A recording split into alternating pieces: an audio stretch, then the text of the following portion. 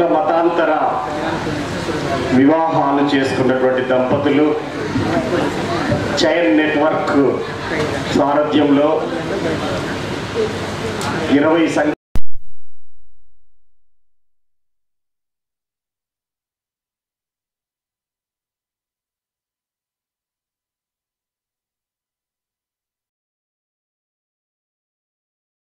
వేదిక ముందు కూడా చాలా మంది పెద్దలు కూర్చున్నారు, యువకులు ఉన్నారు. అందరికీ పేరున నా తరపున కులాంతర వివాహితుల సంక్షేమ సంఘం కేవీఎస్ఎస్ తరపున మీ అందరికీ ముందుగా జైభీమ్ లాల్ సలాం తెలియజేస్తున్నాను. మిత్రులారా, భారతీయ సమాజం అనేది కులాల యొక్క దుర్గంధంతో కుళ్ళి కంపు కొడుతున్నటువంటి సమాజం అది. ఈ సమాజంలో కులాన్ని బట్టి గౌరవించడం తప్ప మనిషిని బట్టి గౌరవించేటువంటి సంస్కృతి లేదు. సాటి మనిషిని మనిషిగా ప్రేమించేటువంటి ఒక మానవీయత లేదు. ఎక్కువ కులమైతే గౌరవించబడేటువంటి సంస్కృతి, తక్కువ కులమైతే అవమానించబడుతున్నటువంటి సంస్కృతి ఉన్నటువంటి దేశంలో మనం బతుకుతున్నాం. ఈ పరిస్థితులలో ప్రపంచంలో ఎక్కడా ఈ పరిస్థితి ఉండదు. కేవలం ఈ దేశంలో మనవాద బ్రాహ్మణీయ సంస్కృతి ఇట్లాంటి దుర్మార్గపు వ్యవస్థను ఈ దేశంలో కొనసాగింపుగా వారసత్వంగా కంటిన్యూ చేస్తూ వస్తున్నది. ఈ దేశంలో కుల వ్యవస్థని బలపరుస్తూ విస్తృతపరుస్తూ కొనసాగింపు చేస్తున్నటువంటిది వివాహ వ్యవస్థ. ఈ రోజు కుల వ్యవస్థ మీద యుద్ధం చేయడం అంటే కుల మతాంతర వివాహాల పైన వాటిని ప్రోత్సహించడమే.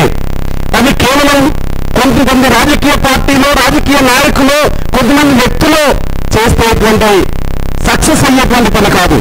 మొత్తం పౌర సమాజం ఈ దుష్టత్వాన్ని పాతాళంలోకి తొక్కాలి.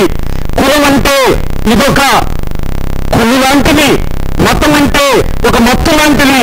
వీటన్నింటికంటే ఉన్నతమైనటువంటి సమాజం రావాలంటే ఆదర్శ భారతీయుల సమాజం రావాలి.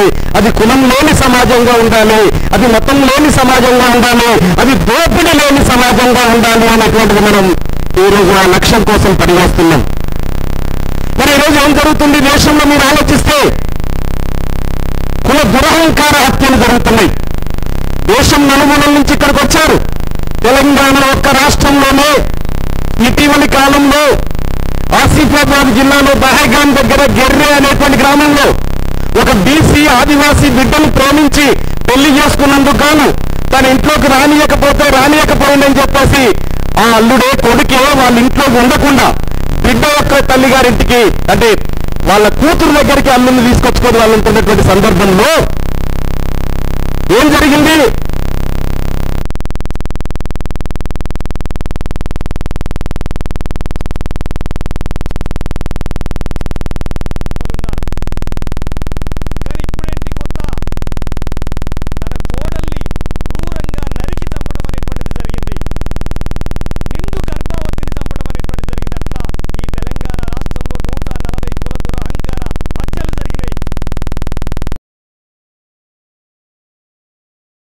పెద్ద ఎత్తున పోట్లాట జరుగుతుంది, యుద్ధం జరుగుతుంది. రిప్రజెంటేషన్స్ ఇచ్చాం, ఎన్నికల సందర్భంలో మేనిఫెస్టోలో పెట్టమని చెప్పాం. ఇక్కడ ఉన్నటువంటి సంఘాలన్నీ కలిసి ఎవరూ స్పందించలేదు. వాళ్ళ లక్ష్యం ఇది కాదు.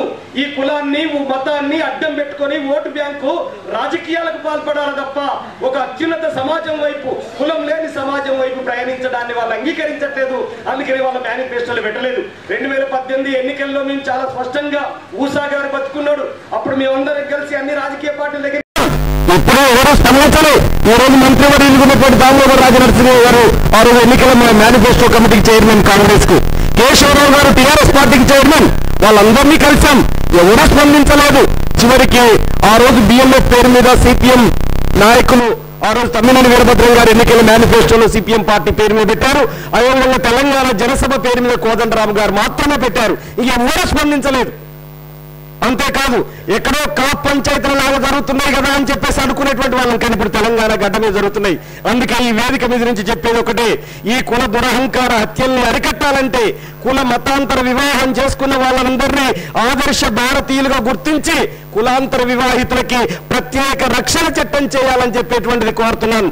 ఇప్పటికే కేరళ వామపక్ష ప్రభుత్వం అక్కడ ఉన్నటువంటి కులాంతర పెళ్లి చేసుకున్న వాళ్ళకి జంటలో ఒకరికి ప్రభుత్వ ఉద్యోగం ఇస్తుంది, తమిళనాడు ప్రభుత్వం ఇస్తుంది, డిఎంకే ప్రభుత్వం ఇస్తుంది.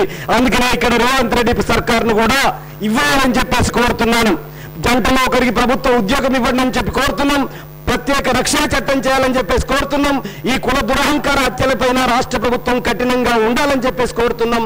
అట్లాగే తమ లైఫ్ పార్ట్నర్ని చూజ్ చేసుకునేటువంటి రైట్ రాజ్యాంగబద్ధంగానే ఆర్టికల్ 21 చెప్పింది. కాబట్టి రాజ్యాంగం మీద ఏమాత్రం ప్రేమ ఉన్నా దాన్ని ఆచరించే విధంగా చూడాలని చెప్పేసి కోరుతూ, మీ అందరికీ ఇంకా చాలా మంది దారిలో ఉన్నారు, మీ అందరికీ కూడా మరొకసారి నా తరపున కులాంతర వివాహితుల సంక్షేమ సంఘం తరపున మరొకసారి మీ అందరికీ జై భీమ్, లాల్ సలాం తెలియజేస్తూ సెలవు తీసుకుంటున్నాను.